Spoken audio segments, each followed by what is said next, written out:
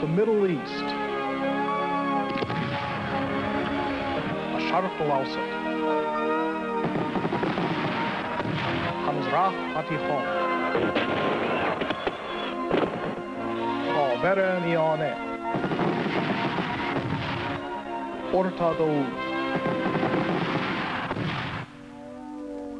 The 20th century has brought extraordinary changes to almost every corner of the Middle East. But the way Middle Easterners have responded to change has varied enormously. At one end of the spectrum, there is Turkey, which has gone furthest toward a Western way of life.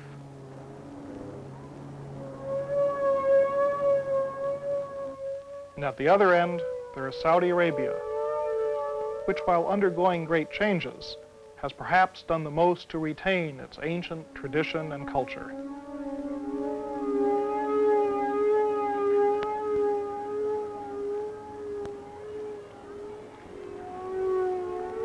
In this program, we're going to take a closer look at these two countries, Turkey and Saudi Arabia, as examples of two quite different ways of adapting to the modern age.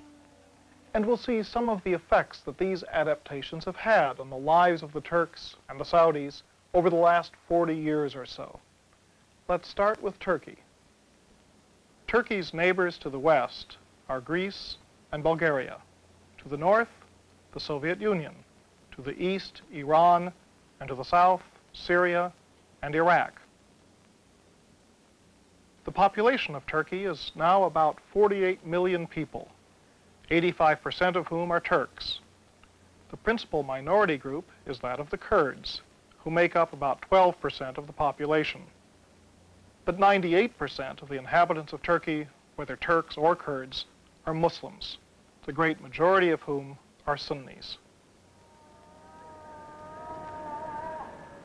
Now we'll hear the expert opinion of someone from Turkey concerning the major changes that have taken place in that country since 1945. Dr. Ülkü Bates.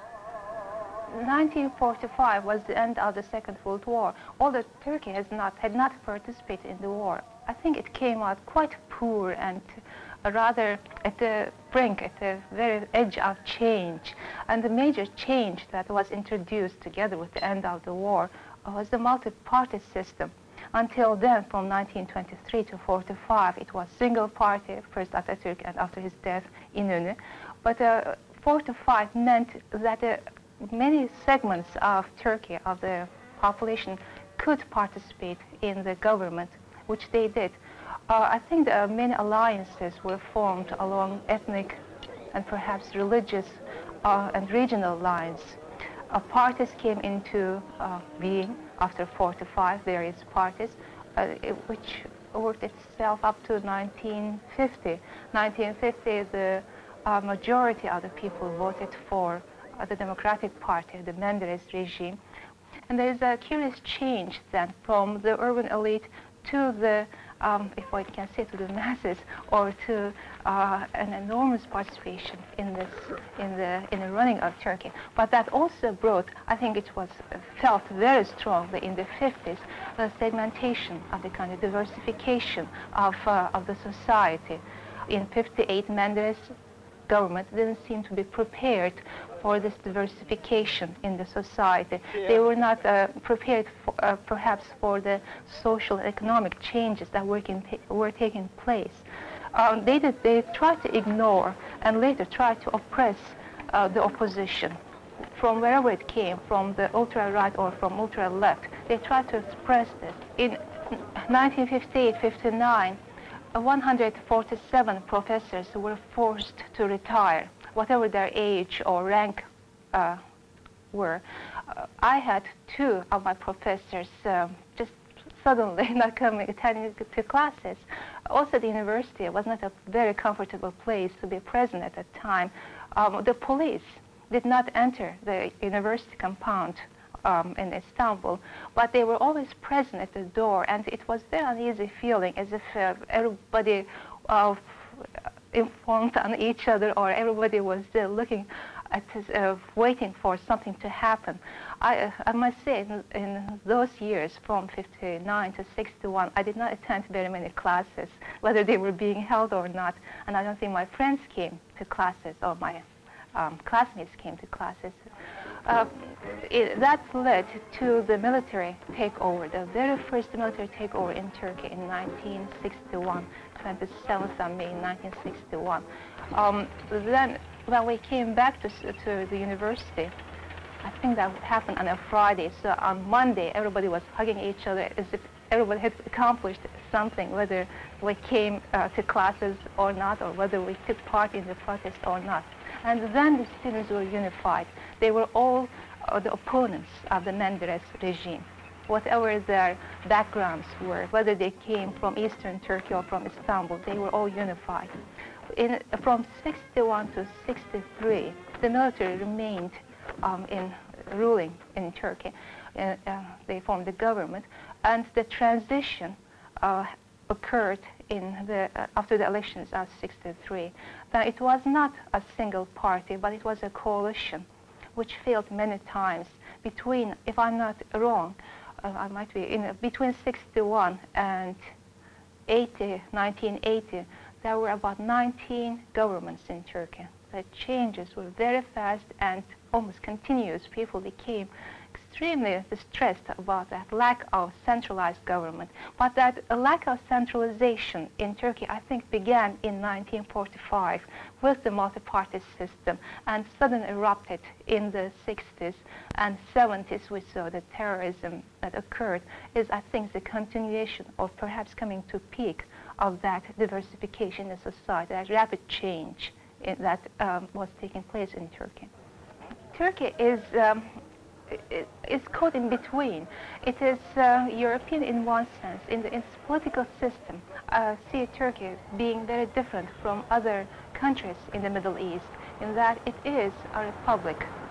It is a democratic country. It is in its own terms. I'm not comparing to the country in Europe, but in terms of its government, I think it is still a democratic country. It is also a secular country because the laws are stressed at that point. It is also, the constitution stresses that the nation is Turkish, but it does not say that it is an Islamic country. So it's not anywhere in the constitution or in any other constitutions that were written since 1923. Therefore, I regard Turkey as a secular country in the Middle East. But culturally speaking, Turkey is a Middle Eastern country. If you ask me why, I would say the attitudes towards the modesty of women, I think, is very Middle Eastern. It's an Islamic country. Or attitude towards family, marriage, divorce, kinship. I have been married now to an American for 20 years. First 10 years were quite difficult. It was a period perhaps when I myself was not very sure whether I had any right to bring a non-Muslim American, North American husband to my family. They did not raise too many objections, I must say. I must give credit to my family. They accepted him. I think they like him now more than they like me. But I was, for the first 10 years, very much at ease with myself. In Turkey, being a Muslim country, objects to the marriage of a woman outside of religion, outside of the approved circle of people that she can marry. Turkey is a Muslim country, and it's deeply religious country. I think in all segments of Turkey, it might be secular on one hand, but it would never deny the people, 99% of the population would not deny its religion. May not attend a mosque on Fridays, but I think they would, whenever possible, they would at least profess that they are Muslims. And Islam is the way of life, I think, on the cultural level.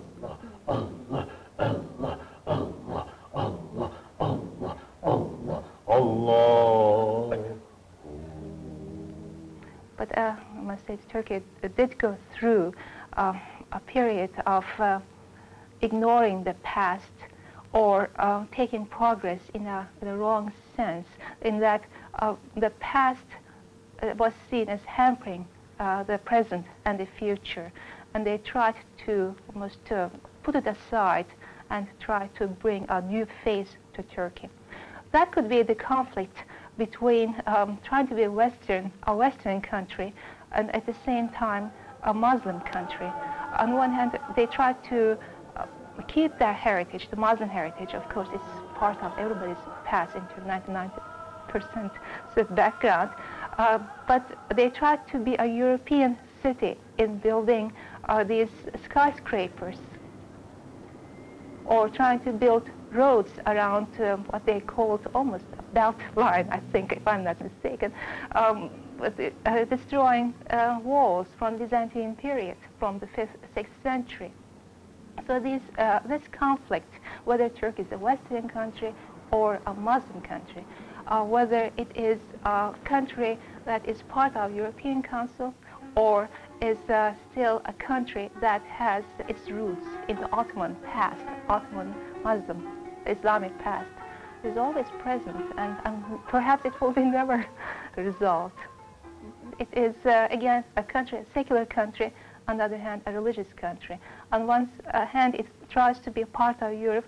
On the other hand, everything else ties it culturally to the Middle East, to the Arab countries, to Iran.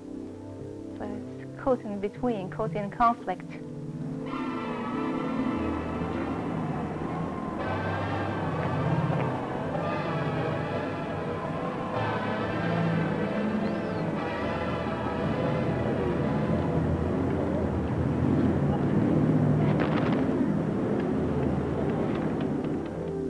Rapid as the changes are that have taken place in Turkey in recent times, they are far outpaced by what has been happening to Saudi Arabia, which has been forced to telescope hundreds of years of human progress into the span of a single generation. And yet, in spite of everything, the Saudis have somehow managed to remain more faithful to their traditional way of life than perhaps any other Middle Eastern country. Saudi Arabia has many neighbors. To the west are Egypt, the Sudan, and Ethiopia. To the south, the two Yemens and Oman. To the east, the United Arab Emirates, Qatar, Bahrain, and Iran. And to the north, Kuwait, Iraq, and Jordan. The population of Saudi Arabia is about 8 million people, 99% of whom are Sunni Muslims. Now we'll hear from someone from Saudi Arabia who grew up in that country during the period when it was being transformed from a simple desert kingdom into one of the richest countries on earth, Ahmed Ashembri. The unification of Saudi Arabia is probably one of the most important events in the 20th century, probably in the world history, not just to the Saudis themselves. It's the peninsula, which has been stagnant and fragmented for more than 1,000 years, now comes back to life in one unit. The most important steps, in my opinion, was that education, which started just after the establishment of the kingdom, was, in my opinion, more important on the long run than what many people in the rest of the world think as oil more important. And the concentration of the government on or the stress of the government on to take care of the human resources, to me, was the most important step, regardless of any other considerations. And besides, the government or the country itself has passed through many stages.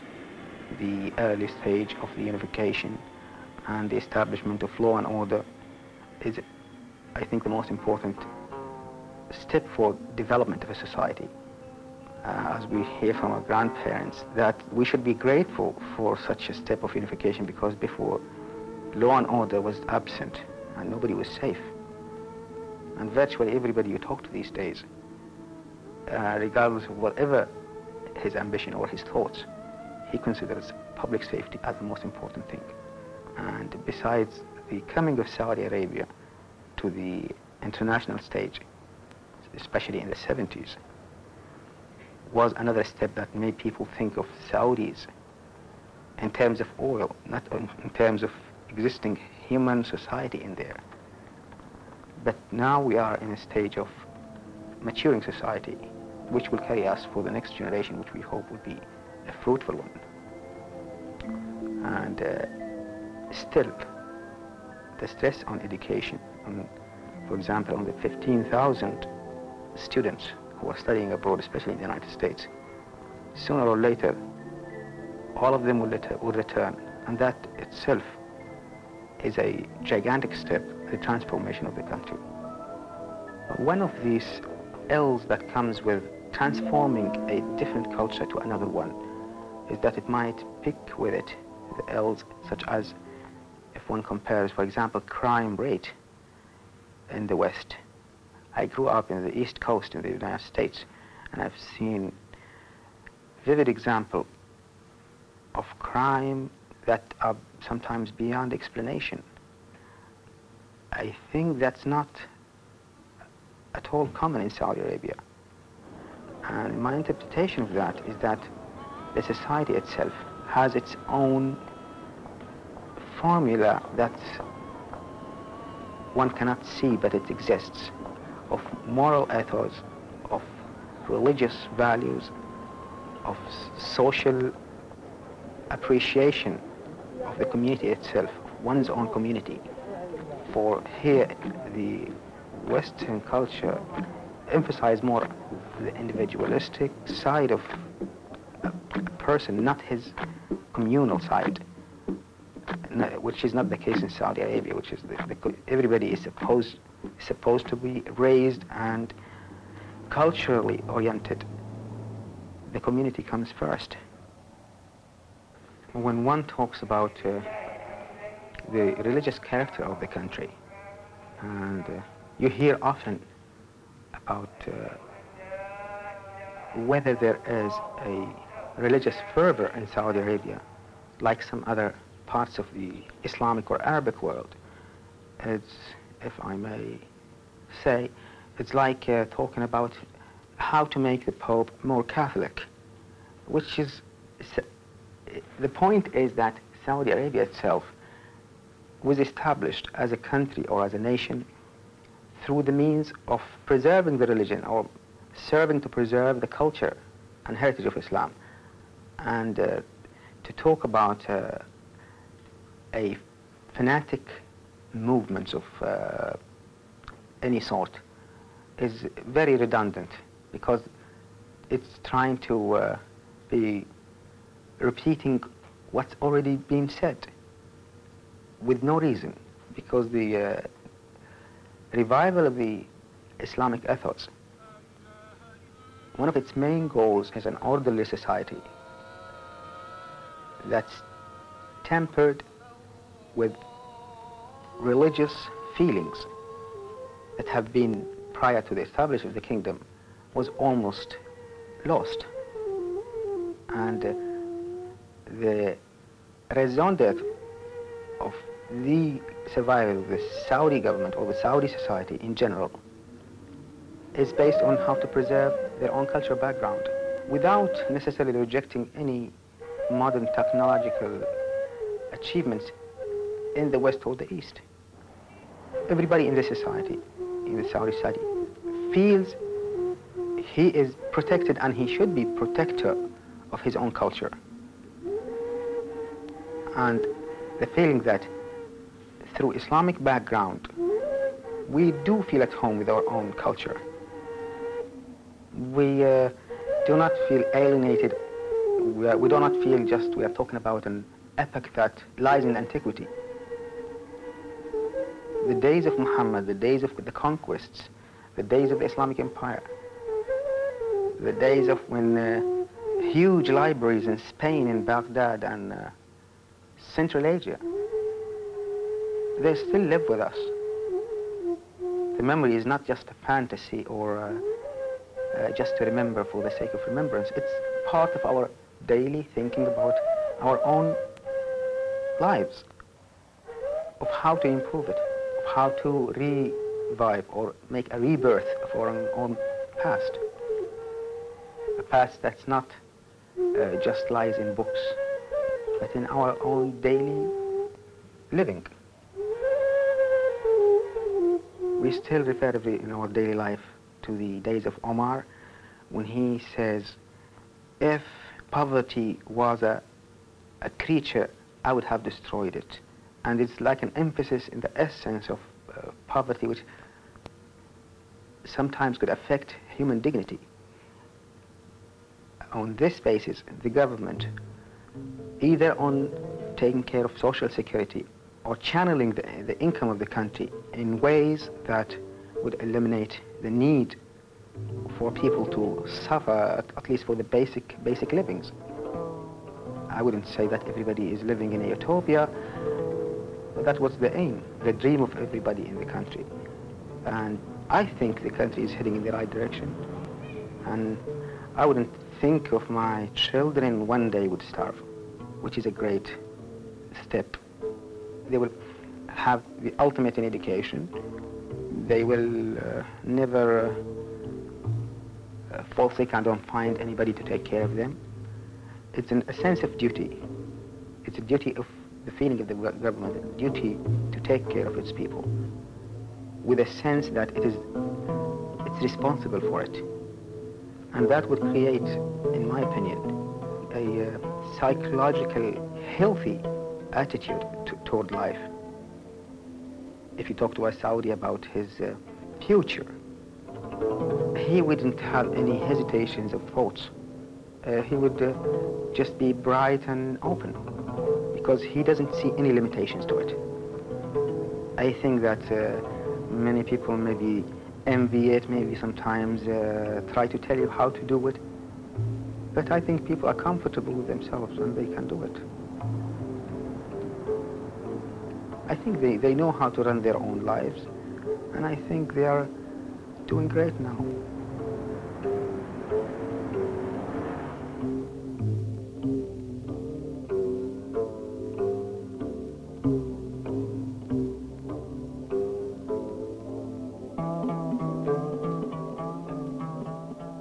In the West, we often complain about the traumatic effect of the rapid changes that have taken place over the last couple of generations.